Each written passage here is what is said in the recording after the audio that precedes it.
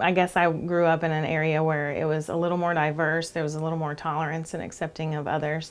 And then when I moved down south, I didn't always see that. Of course, I came down in the military, and then now I'm a teacher.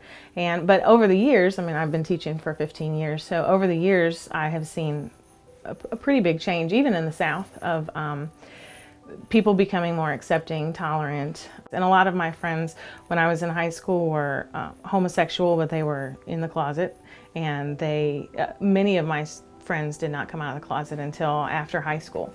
And now I see students, it's pretty open. And I think a lot of our students are finding their school cultures way more accepting and more accommodating towards students and their needs, just all students and needs.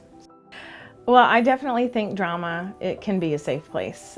You can act silly. It's a way to get away from your regular life and be someone else. It's the only thing you can do, where you can pretend to be somebody else and have fun with it. And when you do a good job, everybody laughs at you, everybody cries with you, and it's just one of those places. So I definitely think the LGBTQ community comes out for the drama. I don't know if they come out for the drama club or if they seek it out because they know it's a place where people can not just be themselves, but be everybody else too.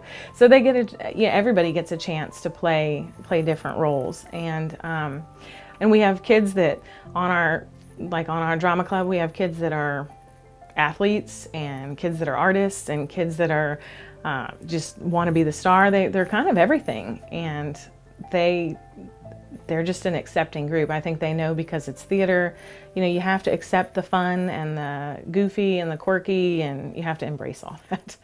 I do ask about pronouns. Sometimes if you get a student, I'm an English teacher too, and the English language is kind of sexist. We use he and him when we're not sure. Yeah, I think you were talking about that earlier.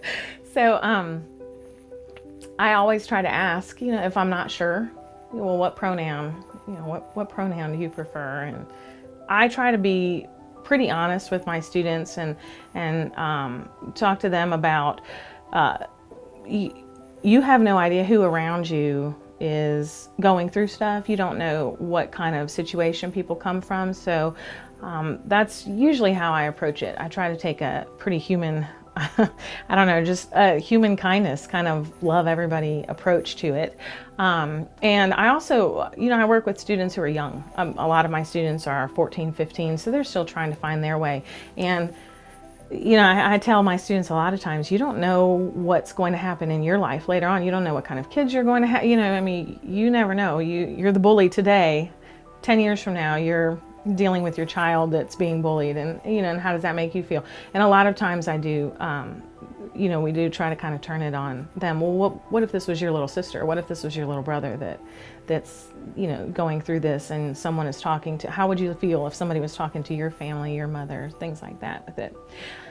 You don't always have to agree with what somebody is doing. I don't have to agree with someone's life in order to accept them and love them through it.